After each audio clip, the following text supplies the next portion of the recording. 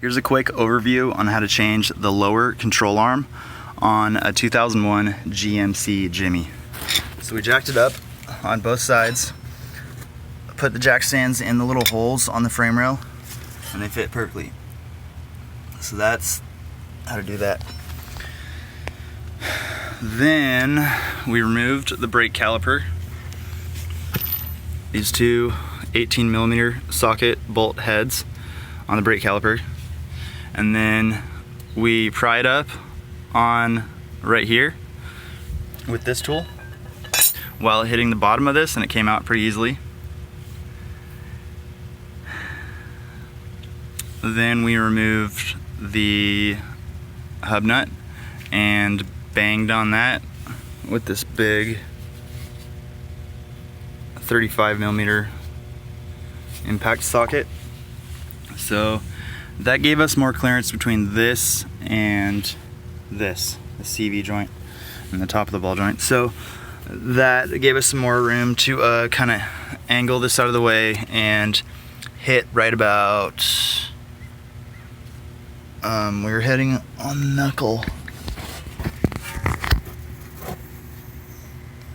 Right, I know it's hard to see, but you hit on the knuckle right next to the ball joint where this goes in. You hit on the knuckle. Okay, so that tapped loose pretty easily. Were we prying on that one and hitting it too? The lower? Yeah. We were prying on it as we were hitting? Yep. Yeah, so that helps. And then once this was free from the hub, we wired it like this. So there's a little hole in the body that we attached the wire. This is to protect the paint. And then we attached it around this body bushing and then onto that torsion bar. And then we keep the hub out of the way. We kept it out of the way just by wiring it up. So it's all wired up out of the way so that the whole point of this, oh, and we had to take this one off, this bolt out.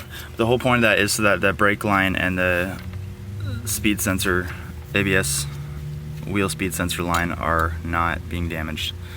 Okay, so the tie rod is left on to just keep everything together and kind of more upright without flopping all over the place and destroying your brake lines. So then we took the tie rod off, and then what is that, a 21mm bolt for the control arms? Yep. Yeah. So then once you're at this point, you can you need a deep socket for this side, 21mm.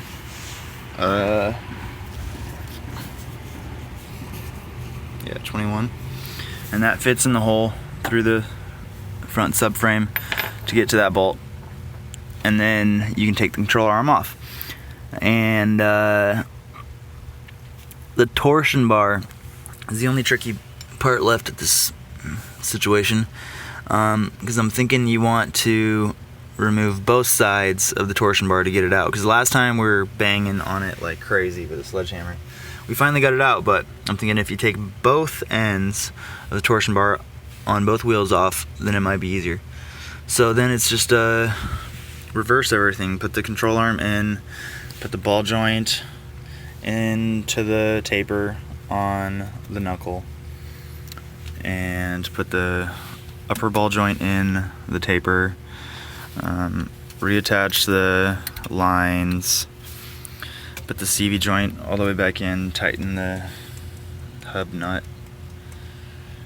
reattach the brake caliper, reattach the sway bar, reattach the shock absorber, and torque everything to spec, and then use these little cotter pins on the castle nut, and that's so that the nut can't back off.